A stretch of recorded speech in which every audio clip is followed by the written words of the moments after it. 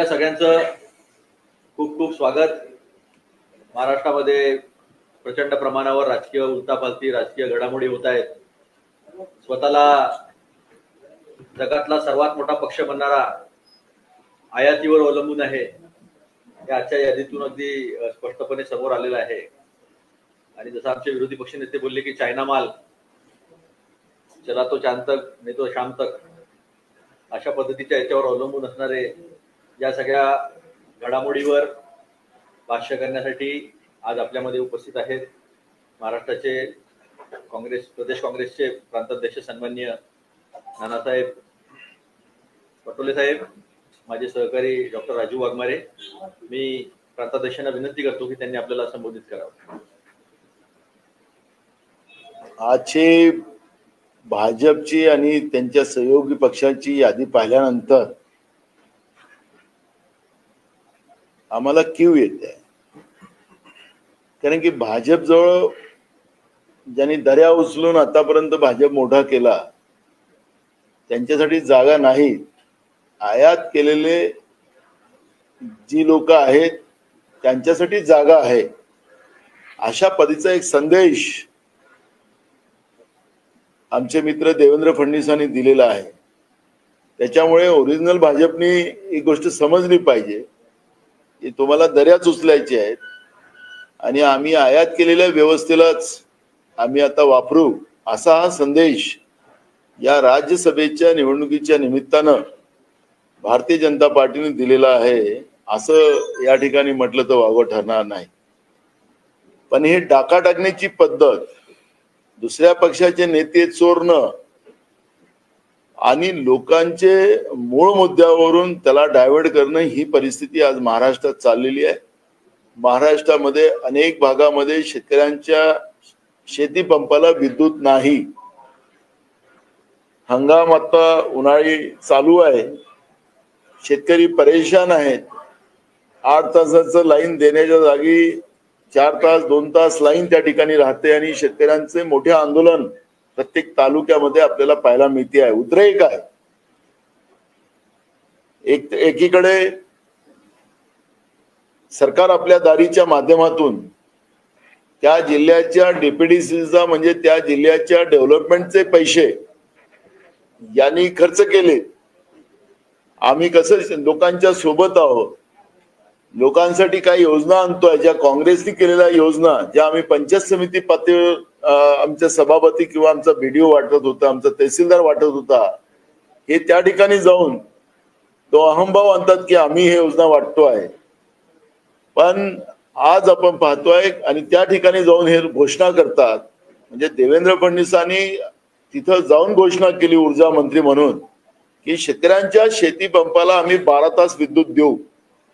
शेतकऱ्यांनी त्या पद्धतीची शेतीची तयारी केली, तेवढी लागवड केली आणि आज शेतकऱ्यांचं पीक त्या ठिकाणी संपते आहे, पाण्याबिना मरते आहे आणि शेतकरी उद्ध्वस्त होत आहे। तरी महाराष्ट्राच्या सरकारला शेतकऱ्यांच्या आत्महत्यामध्ये रस आहे का? त्याच्यामध्येच शेतकरी आत्महत्या करावं आणि आम्ही इकडे हाही करावं आणि आम्ही याचा तोडला त्याचा तोडला। आम्ही आमचे नरेंद्र मोदी फार सक्षम नेतृत्व आहे, त्या विकासासाठी हे सगळे लोक येतात। सक्षम काय भारत करायचा, विकासशील भारत करायच्या दृष्टिकोनातून येतात आहे। हे थोतांड यांनी आता थांबवावं आणि या थोतांडाच्या मागं लोकांचा उद्रेक समजला पाहिजे। तुम्ही सत्तेत आहात आणि सत्तेत असल्यामुळे जनतेचे प्रश्न काय महत्वाचे आहेत, त्यामध्ये राज्याच्या बेरोजगारांचा प्रश्न अजून महत्वाचा आहे। नोकऱ्याच्या नावाने अक्षरशः तरुणांना फसवण्याचं पाप आपण लोक करतात आहात। ऑनलाईन मधून त्यांना पैसे गोळा करतात आणि नोकरीचा आमिष दाखवतात आणि मग पेपर फुटीचं कारण दाखवून पेपर रद्द करताना आपण पाहतोय। MPSCच्या परीक्षा असतील, शिक्षक भरती असेल, याच्यामध्ये सुद्धा आता त्यांनी 20,000 शिक्षकांची भरती जाहीर केली, आता आचारसंहिता लागेल। या पद्धतीनं तरुणांना फसवणं आणि त्यांचं जीवन उद्ध्वस्त करणं हे पाप हे लोक करतात आहेत। त्याचप्रमाणे भ्रष्टाचार आणि गुंडाइझम महाराष्ट्रामध्ये ज्या पातळीवर वाढलेला आहे त्याची यांना काळजी नाही। फक्त आम्ही यांची लोक फोडली, असं एक आनंद, असुरी आनंद व्यक्त करणं, एवढंच सरकारची आज भूमिका आपण पाहतोय. आज आपण पाहतोय की महागाई आभाळाचा पार चालली गेली, त्याची यांना अजिबात काळजी नाही. सगळं अलबेल आहे, अशा पद्धतीने वागलं जात आहे. सामान्याच्या लोकांना आज त्याच्याकडे 2 टाइमचं खायला आहे की नाही त्याची काळजी करायचं कारण नाही. फक्त 150 रुपयाचं धान्य दर महिन्याला देऊन त्याच्या हातातलं काम हिसकून 80 कोटी लोकांना आम्ही धान्य पुरवतोय, एवढंच असुरी आनंद व्यक्त करण्याचं पाप हे लोक करताना आपण पाहतोय. आणि म्हणून सगळीकडे यांचा धिक्कार होत आहे, निषेध होत आहे, जन आंदोलन होत आहे, आरक्षणाच्या नावाने जन आंदोलन होतात आहेत. आणि त्याच्यामध्ये उलट्या केसेस आंदोलन करण्यावर लावायच्या, नॉन बेलेबल ऑफेन्स करायचे. 4 दिवसाच्या पहिल्याची घटना जी पुण्यात झाली, वाघळींवर ज्या पद्धतीनं त्यांच्या गाडीवर शाई फेकली गेली, काचा फोडून त्यांना मारण्याचा प्रयत्न केला, त्याच्यात चौधरीजी असतील, त्याच्यात ॲडव्होकेट आसिम सरोदे असेल, पण त्यांच्यावरच उलटे नॉन बेलेबल ऑफेन्स दाखल केले. तर ह्या राज्यामध्ये तानाशाही आहे की लोकशाही आहे हे कुठेही समजण्याचं कारण नाही. आणि म्हणून आम्ही राज्यपाल महोदयांना सांगितले की तातडीनं त्यांना संरक्षण द्या, पोलीस प्रोटेक्शन त्या लोकांना द्या. त्यांना आपला व्हॉइस म्हणजे त्यांनी आपला आवाज जनतेसमोर मांडायचा त्यांचा अधिकार आहे, तो थांबवला जातोय. लोकशाही संपुष्टात आणण्याचं पाप महाराष्ट्रातलं हे जे भाजप प्रणित येड्याचं सरकार आहे, खोक्याचं सरकार आहे, या सरकारच्या विरोधात तातडीने ऍक्शन घ्या. राष्ट्रपती राजवट महाराष्ट्रामध्ये लागू करा, ही भूमिका काँग्रेस पक्षाने आणि महाविकास आघाडीने मांडलेली आहे. मराठी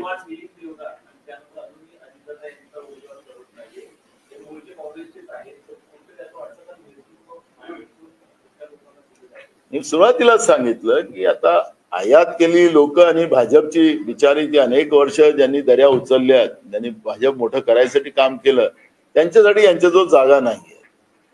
आणि स्वतःलाच सांगतात की आम्ही देशातला नाही तर जगातला सगळ्यात मोठा पक्ष आहोत. तर ही जी यांची जी फुग्यातली हवा आहे ती निघायला लागलेली आहे, हे आपण दर्शक पाहतोय.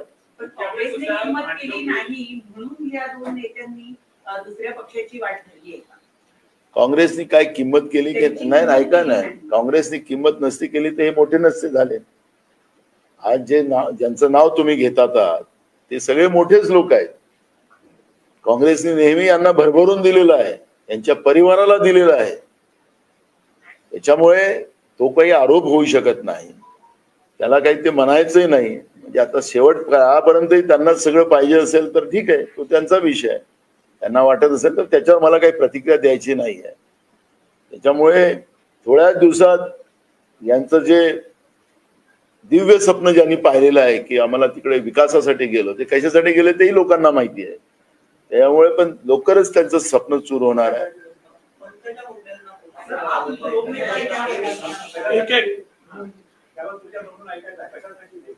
म्हणून आम्ही आमच्या काल चन्नीथलाजींनी सांगितलं की त्यांनाच विचारा कशासाठी गेलेत, ते अजूनही सांगायला तयार नाही, तर त्यांच्याकडूनच घ्या ना.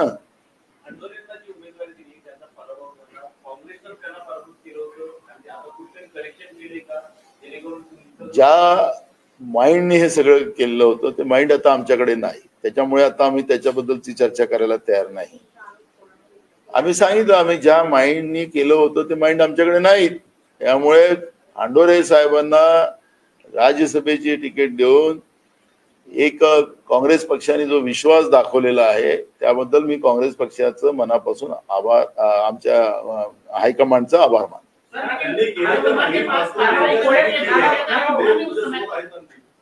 त्याचा आता तो विषय नाही आहे.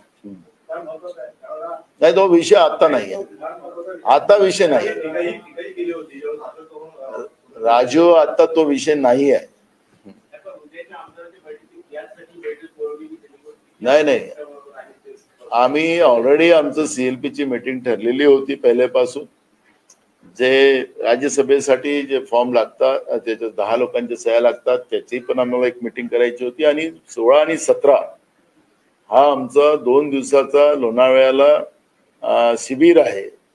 त्या शिबिराचे आम्हाला सगळे आमदार पण त्या ठिकाणी आमंत्रित आहेत. त्यामुळे आमचा हा ठरलेला प्रोग्राम होता. हे काही शक्ती प्रदर्शनाची मीटिंग नाही, ही आमची रेग्युलर मीटिंग.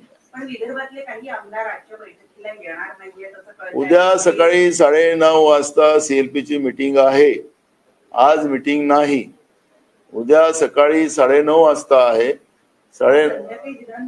आज आहे. आम्ही काही प्रमुख लोक बसणार आहोत विधान भवनात.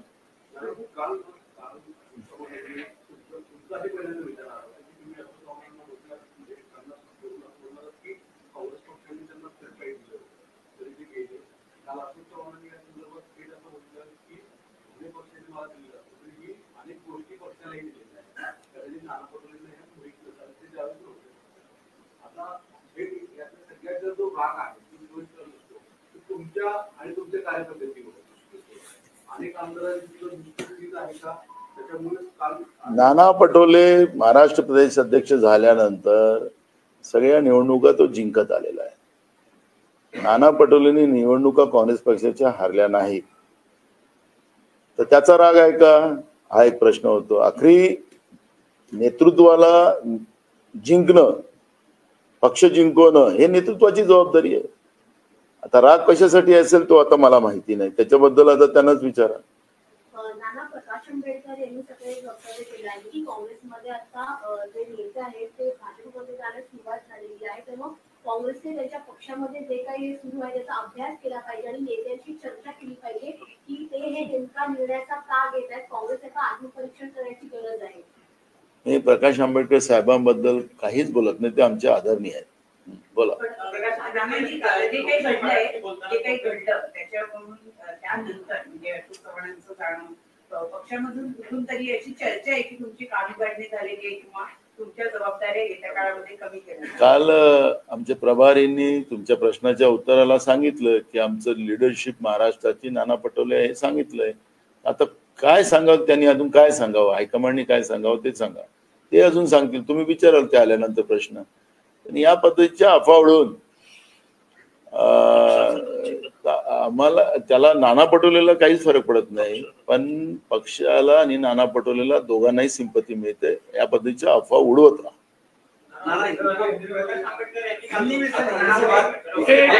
एक लास्ट मराठी.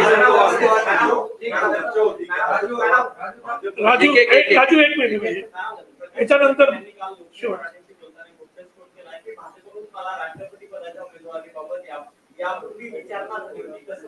कोण प्रकाश आंबेडकर. मी सुरुवातीला तुमच्या एका प्रश्नाला सांगितलं, आदरणीय प्रकाश आंबेडकर साहेब आमच्यासाठी आदरणीय, मी त्यांच्याबद्दलचं कुठलंही वक्तव्य करणार नाही. राजू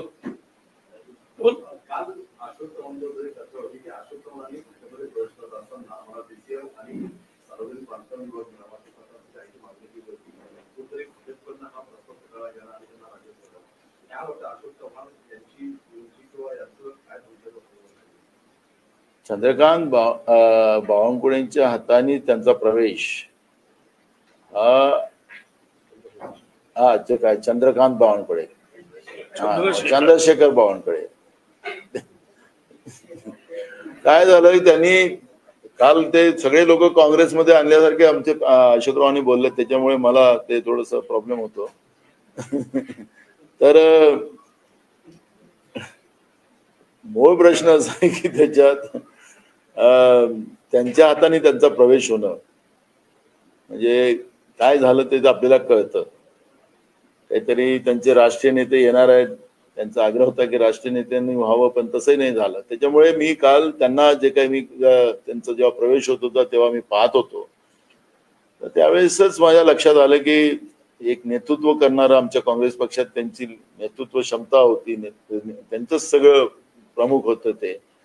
आणि अशा वेळेस असं होणं, म्हणून मी त्यांना काल आव्हान केलं की अशोकराव वापस येऊन जा, तिकडे फार त्रास होणार तुम्हाला, असं मी कालच आव्हान केलं त्यांना. आम्हाला काळजी आमच्या अशोकरावांची.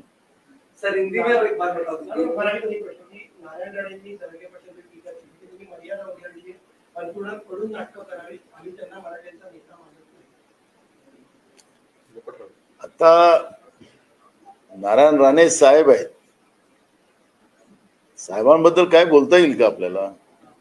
जरांगे बिचारा जमिनीतला माणूस आहे, त्याच्यामुळे जरांगेबद्दल ते काही बोलू शकतात असं मला वाटतं. पण आखरी नेतृत्व कोण ठरवतं ही जनता ठरवतं. त्याच्यामुळे सर्टिफिकेट त्यांना द्यायची, भाजपमध्ये असल्यामुळे त्यांना सर्टिफिकेट द्यायचं काही काम त्यांच्याकडे दिलं असेल नारायण राणे साहेबांकडे तर मला माहिती नाही. त्याच्यामुळे पण ते सर्टिफिकेट वाटतात आजकाल ते.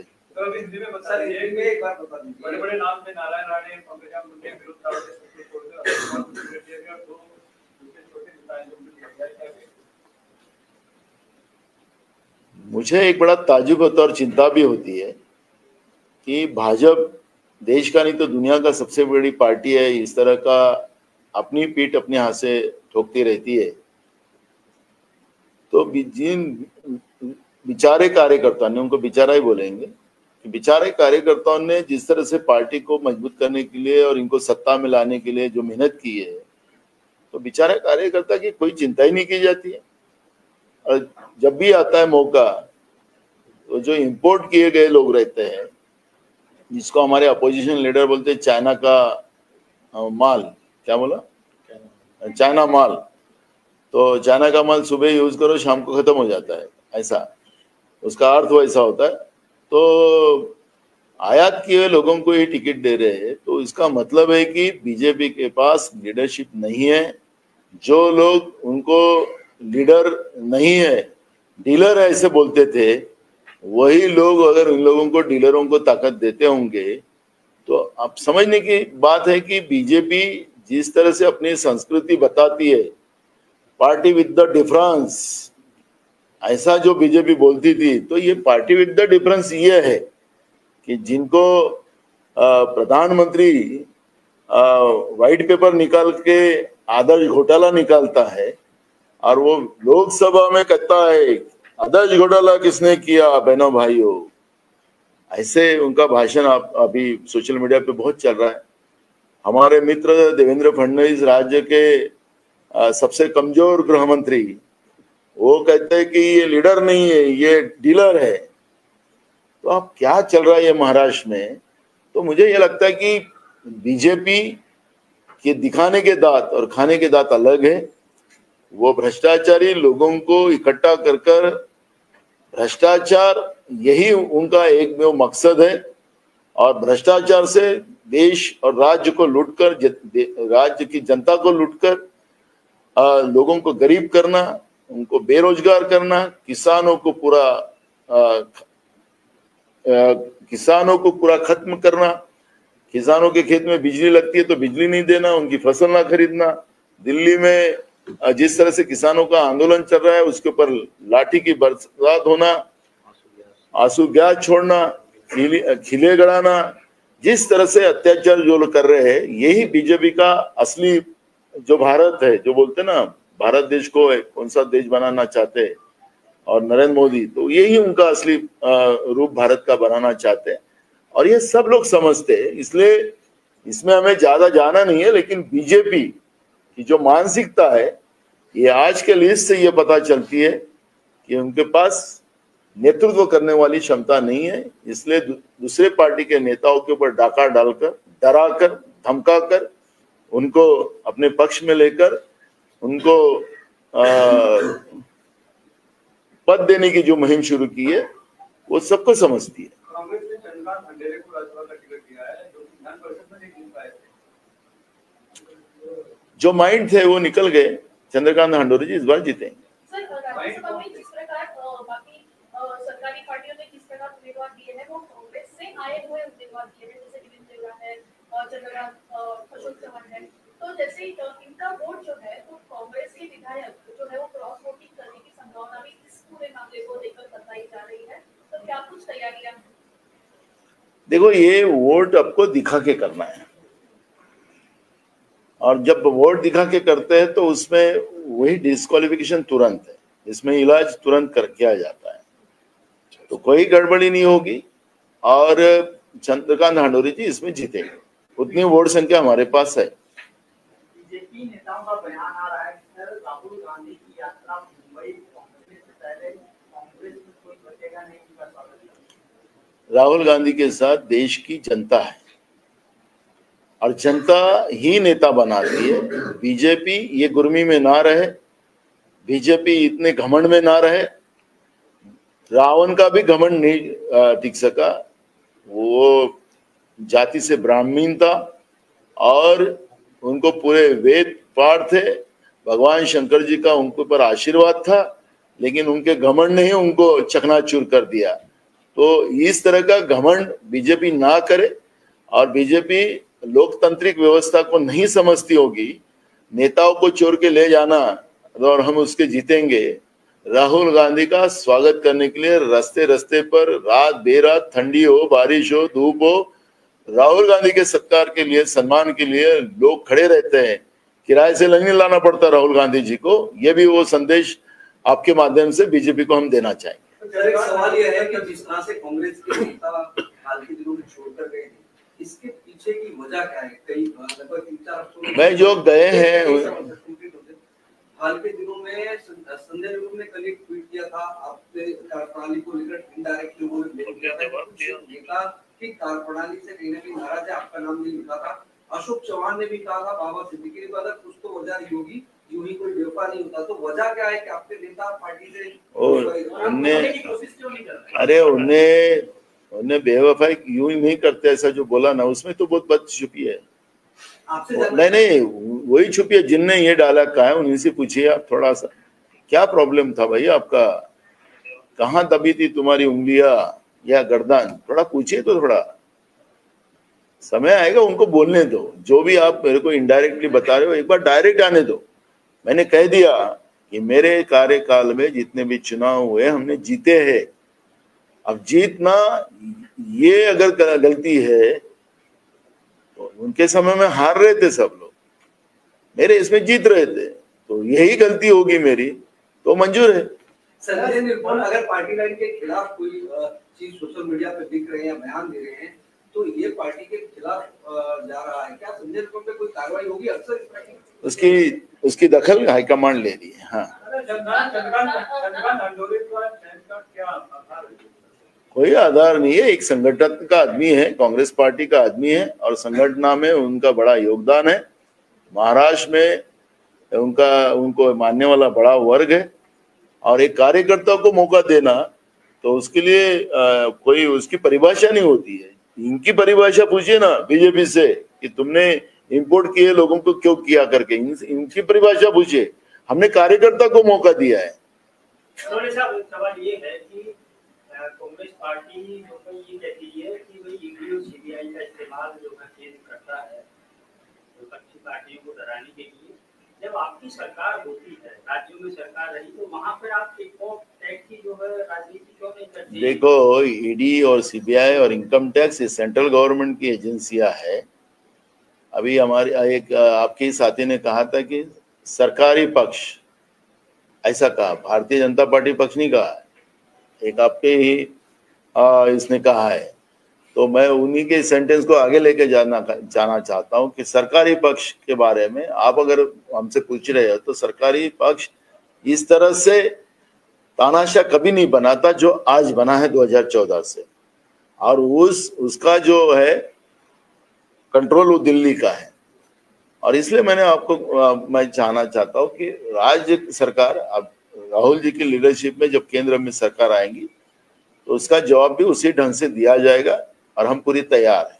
सर, अशोक चौहान को एक बड़े मराठा नेता के तौर पर जाना जाता था, हालांकि प्रदेश स्तर के बड़े नेता थे, देश के भी बड़े नेताओं में बीजेपी 2 बार मुख्यमंत्री रहे।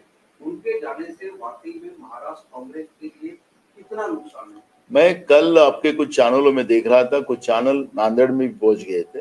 नांदेड़ से 100 लोगों का इंटरव्यू उन्होंने किया, 98 लोगों ने बोला हम कांग्रेस के साथ हैं, हमने इनको नेता बनाया था, ये इनने हमको नहीं बनाया था, और हम कांग्रेस के साथ रहेंगे।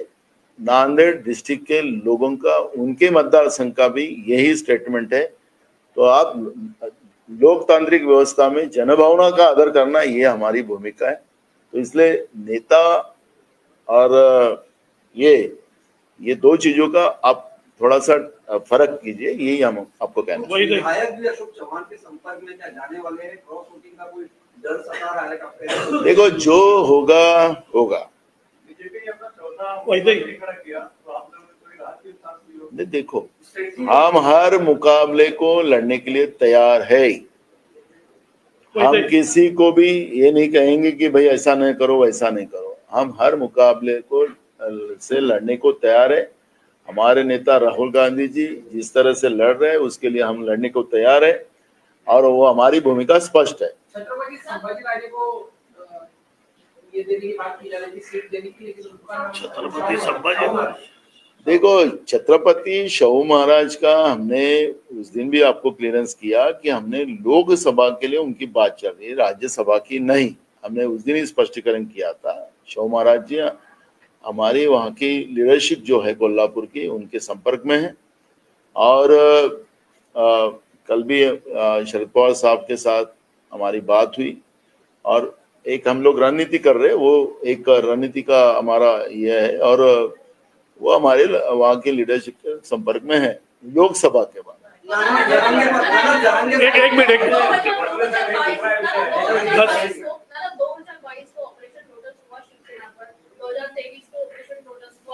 राष्ट्रवादी पर 2024 को ऑपरेशन लोटस कांग्रेस पर दिखाई दे रहा है। ये पता है कि ऑपरेशन लोटस किया जा रहा है, लेकिन फिर एमवीए जो है वो अलर्ट पे क्यों नहीं है अपने नेताओं को लेकर? मुझे एक नहीं समझ में आ रहा है कि बीजेपी ने खुद सर्वे किया महाराष्ट्र का, अभी चुनाव की आचार संहिता लगने का समय आ गया और लेटेस्ट बीजेपी का सर्वे आया 37 सीटें ये महाविकास आघाड़ी को दिखा रही है।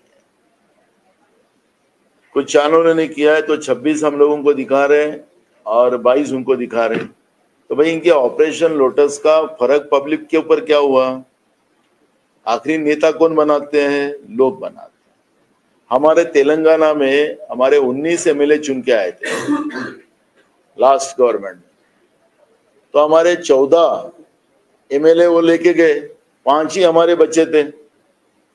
अभी हम लोग मेजॉरिटी में, 2/3 मेजॉरिटी में गवर्नमेंट हमने तेलंगाना में लाई।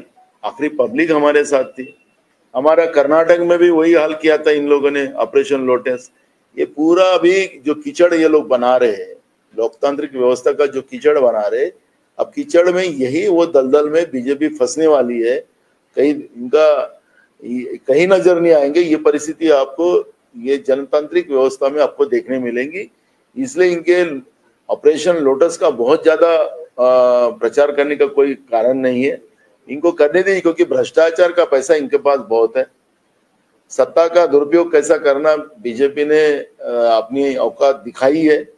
तो भ्रष्टाचार क्योंकि खोखे की सरकार जो याद सबको हुई है, तो आखिरी खोखे कहां से आई? कहां से पैसा दिया 50 करोड़ रुपया इन लोगों ने? मेरा सवाल है। तो ये अगर ये जो प्रधानमंत्री जी भ्रष्टाचार मुक्त भारत बनाना चाहते तो खुद ही भ्रष्टाचारी बन रहे। और राहुल जी ने इनको सवाल पूछा था, इनका पगार 1,60,000 रुपया है, दिन में 4 ड्रेस बदलते हैं, करोड़ों रुपए के इनके कपड़ों पे खर्चा होता है, पैसा कहां से ला रहे? तो उसका जवाब क्यों नहीं देते ये लोग? तो एकदम सिंपल लाइन है। ये जो सिद्धांत और ये जो बीजेपी का था, जो आज तक इनका चलता था, ये सब सिद्धांत और इनका जो कल्चर है वो देश की जनता समझ चुकी है। और इसलिए ये लोटस की बात अभी होगी नहीं, अभी सिर्फ पंजे की बात होगी। को लेकर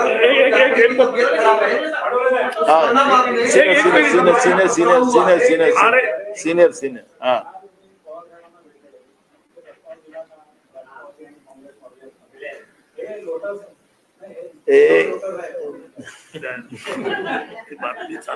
मोर दॅन लोटस अशी आमची कुठलीही चर्चा कालच्या पातळीवर झाली नाही।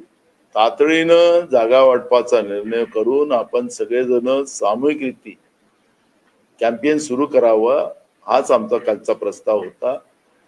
शरद पवार साहेबांसोबत कुठली त्यांची पार्टी काँग्रेसमध्ये मर्ज करावा असा कुठलाही आमच्याकडून कोणी प्रस्ताव दिला नाही किंवा शरद पवार साहेब पण या विषयावर कुठेही बोललेले नाहीत।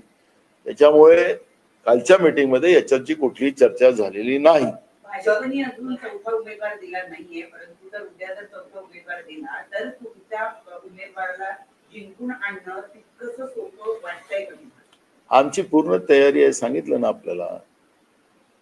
आलेल्या सगळ्या संकटावर मात करणं ज्याप्रमाणे आमचे नेते राहुल गांधीजी करतात आहेत, त्याप्रमाणे महाराष्ट्रातलेही आम्ही सगळेजण मिळून त्या पद्धतीनं प्रत्येक याच्यावर आम्ही मात करू आणि आमचा कॅन्डिडेट जिंकू. काही लोकांवरती नाराज आहात. आज व्हॅलेंटाईन डे आहे, तुमच्या पुढे लोटस पुढे केले नेत्यांपुढे, तुम्ही मी गुलाबाच्या फुलाच्या पेवरला, कारण की गुलाबाचं फुल जास्त दिवस टिकतं. ज्याचं लोटस म्हटलं ते जास्त नाही, दुसऱ्या दिवशीच मुरझवतो. त्याच्यामुळे माझ्या हातातल्या पंजामध्ये तुम्हाला गुलाबाचं फुल पाहायला मिळेल.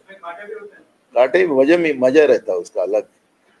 अगर आदमी को अगर दाढ़ी नहीं हो, मूछ नहीं हो, तो आदमी को उसका कोई वैल्यू नहीं होता. तो इसलिए कांग्रेस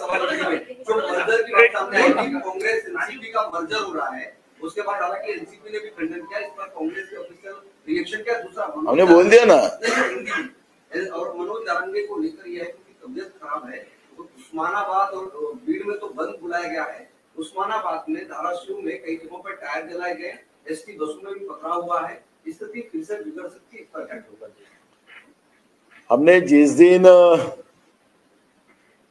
जरांगे जी को राज्य के मुख्यमंत्री ने उनका आंदोलन छुड़ाया नए मुंबई में और यहाँ आने नहीं दिया उनको मुंबई में, तो उसी दिन जब हमको पूछा गया तो हमने वो इसी दिन पूछा था कि इन्हें ओबीसी को फंसाया या मराठा को फंसाया. क्योंकि जो बात हमारी सर्वपक्षीय मीटिंग में हुई थी और जिस तरह से सरकार की तरफ से भी बात रखी जा रही थी कि ओबीसी के आरक्षण को हाथ न लगाते हुए हम मराठा को आरक्षण देंगे. अब उस दिन उन लोगों ने अध्यादेश निकालने की बात की, हम मराठा को आरक्षण दिया, उसका गुलाल वहां पे ये किया गया, ढोल बजाए गए. फिर 10 तारीख को जरांगे जी को क्यों आंदोलन करना पड़ा और उपोषण के लिए बैठना पड़ा? तो ये सरकार बार बार फंसाती है, ये धोखा देने वाली सरकार है, ये लोगों से लूटने वाली सरकार है. लोगों को जैसे आज जरांगे जी की हालत पूरी खराब हो चुकी है और पहले ही उनकी कई बार तबीयत खराब हो चुकी है. और क्या किसानों को जिस तरह से मारा जा रहा है, आत्महत्या करने को प्रेरित किया जा रहा है, जैसे युवाओं को नौकरी न देकर उनको आत्महत्या करने लगा रहे हैं, महंगाई बढ़ाकर जिस तरह से लोगों को परेशान किया जा रहा है, तो क्या जरांगे को ये लोग इसी तरह परेशान कर उनको भी उसी लेवल पे लेके जाना चाहते हैं? हमने लास्ट टाइम में बोला कि अगर जरांगे के बाल को भी धक्का लगा तो हम इस बात को सहन नहीं करेंगे. हमारी भूमिका स्पष्ट है. सरकार ने जो आश्वासन दिया है, जिस लाइन पे सरकार ने बात की थी कि हम ओबीसी के आरक्षण को धक्का न लगाते हुए हम मराठा को आरक्षण देंगे, बिल्कुल देना चाहिए. धनगर समाज की भी बात उन्होंने कही थी, बिल्कुल देना चाहिए. कैसे देंगे? वो देना चाहिए ना. तुमने सरकार में, केंद्र और राज्य में सरकार है, तो वादा किया था आपने 2014 में, गोंडगोवारी को वादा किया था इन लोगों ने. तो जो बातें हैं, वो दूसरा कोड़ी जमात जो है उनको भी इन लोगों ने वादा किया था, तो देते क्यों नहीं है? 100 दिन की बात की थी, अब 10 साल पूरा हो गया. तो ये सरकार धोखा देने वाली है, झूठ बोलने वाली सरकार है, जनता को फंसाने वाली सरकार है बीजेपी, और इसलिए अब इनके ऊपर विश्वास नहीं रहा है. कल हम पवार साहब से मिले, हमारे प्रभारी रमेश चन्नीथला जी भी हमारे साथ थे, हमारे सीएलपी थे, हमारे अपोजिशन लीडर थे, सब थे हम लोग. और हमने जल्दी से सीट शेयरिंग का इशू को लेकर क्लियर करने की बात हुई और जॉइंटली पूरे महाराष्ट्र में हम लोग महाविकास आघाड़ी करके कैंपेन करने का हम लोगों ने एक प्रस्ताव उनके सामने रखा और पवार साहब ने उसको मान्य किया. आज भी सुबह उनका मुझे फोन आया 21 तारीख को, क्योंकि अभी हम लोगों का 2 दिन शिविर है लोनावाला में, वो शिविर के बाद शिव जयंती आ गई है. शिव जयंती के बाद तुरंत हम बैठकर ये सीट शेयरिंग का जो इशू है वो क्लियर कर रहे हैं. लेकिन मर्जर के बारे में जो बातचीत आ रही है, उनके ही उनके ही खुद से 2 अलग-अलग नेताओं के अलग-अलग प्रतिक्रिया दिखाई दे रही है. कोई बोल रहा है कि बातचीत चल रही है, कोई बोल रहा है कि ऐसी कोई. ये हमारे लेवल पे इस विषय पे कोई चर्चा नहीं हुई. पण जुने मित्र पुन्हा काँग्रेसमध्ये येत असतील तर तुम्ही त्यांना आमंत्रण द्या की पुन्हा एक प्रक्रिया पार करावी म्हणून. बघा, पवार साहेब एक मोठे नेते आहेत, त्यांचा निर्णय काय येतोय, त्यांनी काय अजून बोलले नाही, त्याच्यामुळे मला आता त्याच्यावरची प्रतिक्रिया देण्याचं काही कारण नाही. पण ते त्यावेळेस काही अशा पद्धतीचा निर्णय घेतील ते स्वागतार्हच आहे.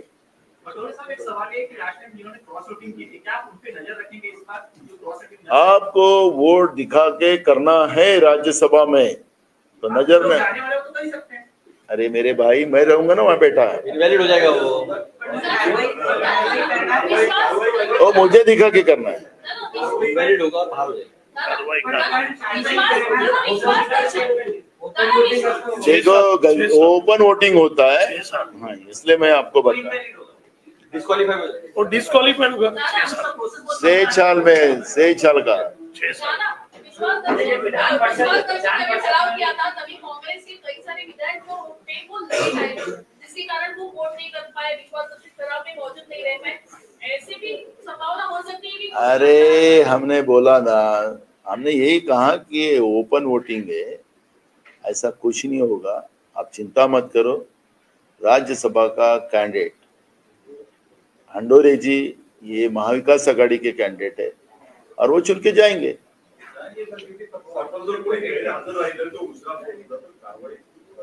व्हीप निघाला आहे त्याच्यामुळे 6 वर्षाचं डिस्क्वालिफिकेशन आहे। Okay, thank you. राज्यसभा से पहले क्या सभी विधायकों को एक साथ लाकर एक साथ बता दिया